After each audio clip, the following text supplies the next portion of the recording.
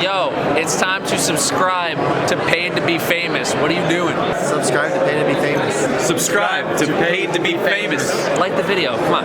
Hell you know yeah. the drill. Button. And slap that like button. This has got to be one of the best builds in episode of Revenant right now. Currently, there's only 3 ways to get a 30% debuff on enemies, and that is with the Hunter's Shadow Shot, the Tractor Cannon, and the exotic helmet for the Warlock, the Fellwinter's Helm, which we're going to be taking advantage of today. This helmet, paired with some artifact mods that revolve around getting finishers, make this exotic even better in episode of Revenant Act 1. Not only are we going to have one of the best supers in the game for survivability, we're going to take advantage of Cure, Unravel, Jolt, Devour, Ignitions, Radiant, and Restoration. All these things combined make this the ultimate Warlock build for endgame. So Guardians, we're going to break it all down in today's Destiny 2 build guide. But at any point you guys are enjoying this video, make sure you guys leave a like down below and subscribe to the channel for more build guides like this. So this build revolves around the Fellwinter's Helm exotic helmet for the Warlock. Comes with the perk Warlord's End. Powered melee final blows create a burst of energy that weakens nearby targets. Finishers and final blows against more powerful targets increase the radius of the burst and the length of the weakening effect. And like I said earlier, this is going to be a 30% debuff on enemies. The normal weaken that you get on other subclasses, that is only a 15%, but with this helm, we're going to be able to double it, maximizing our damage output. And we're going to pair that with some artifact mods. The first one being Total Carnage. After finishing a powerful combatant, gain temporary damage increase, and you could actually wear 2 or more Shadestalker armor pieces, and after you finish a powerful combatant, gain increased temporary damage resistance and replenish health. But I wasn't really taking advantage of that second part of it. The build is still good without having to wear the Shadestalker armor. Then we also have Debilitating Wave. Finishers emit a damaging wave that matches the element of your currently equipped super. And there's actually a tonic that you can drink that will boost this, so that while you have an Arc Void or Stasis super equipped, the blast will also blind, weaken, or slow respectively. But for our super, we're actually taking advantage of the Song of Flame. Hands down one of the best supers in Destiny 2 right now. You can tank a lot of damage and survive a lot of different encounters with this super. This super allows you to scorch and ignite enemies, and it'll also give you radiant so you can take care of barrier champions. Then for our first ability, we're taking the Phoenix Dive. Dive to the ground to create a burst of solar light that cures you. This is going to help keep us alive in that endgame content. You can take whatever jump you want. Then for our melee, we're taking the Arcane Needle. This is going to allow us to unravel targets and unwind them into tangles. We are on the Prismatic Warlock, so this is going to help build our dark energy. Then for our grenade, I'm taking the Storm Grenade, a grenade that calls down a focused lightning storm. You could switch this out for whatever grenade you prefer. I just kind of prefer the Storm Grenade, but you could actually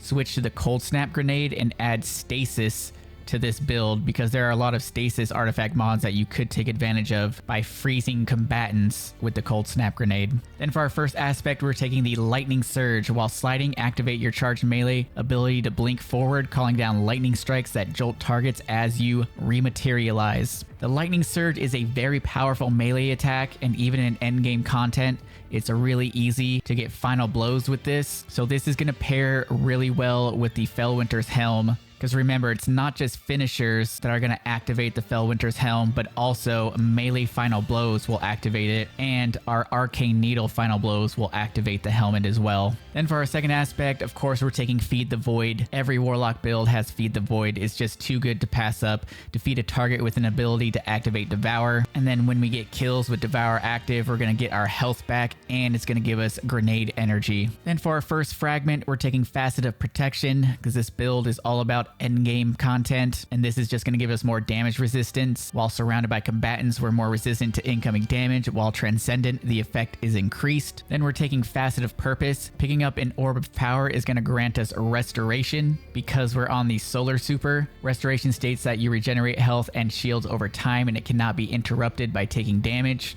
This is also really good for any endgame activities. Then we are taking Facet of Defiance. Finishers create a detonation that either jolts, scorch, slows, severs, or makes targets volatile based on the damage type of your equipped super. So since this build revolves around getting finishers, now everything around us when we finish an enemy is going to scorch and eventually ignite. Then we have Facet of Dawn. Powered melee hits against targets makes you radiant. Powered melee final blows makes you and nearby allies radiant. Radiant. The Arcane Needle is going to allow us to have 3 melees up. We're going to be building into getting our melee energy back. So every time we land a melee hit, we're going to be getting Radiant, which I believe is a 25% increase to our weapon damage, which is really nice. And then we have Facet of Ruin, increases the size and damage of the burst when you shatter a stasis crystal or frozen target, and it increases the area of effect of solar ignitions. So we are going to be scorching things with our super. We are going to be scorching things with our finishers. So we will be getting some ignitions, and the Facet of Ruin just helps it go out into a wider area, which is really nice. Now, taking a look at my weapons, these are the weapons that I was using for the Grandmaster. It's using the Lost Signal with auto-loading and Demolitionist. Helps us build that dark side prismatic energy, and also helps me get my grenade back. I needed anti-barrier scout, so I was using Polaris. And then I have the bittersweet grenade launcher, one of my favorites right now. Got the good old envious and bait and switch combo. But as you guys can see in the onslaught gameplay, which is on legend, I was using the bad juju for more super energy, and the aberrant action because it has incandescent, which is going to help scorch and ignite enemies, and it also has heal clip to help keep us alive. Then getting into the armor mods, we got a solar siphon to create orbs with solar kills from our weapons. Got a heavy ammo finder and a heavy ammo scout. On our arms, we have heavy handed. So every time we get a melee final blow, we create an orb. Also got a solar loader. On the chest piece, we have arc reserves for the arc grenade launcher I'm using, and 2 arc resistance, because in the light blade Grandmaster, there is a lot of arc damage.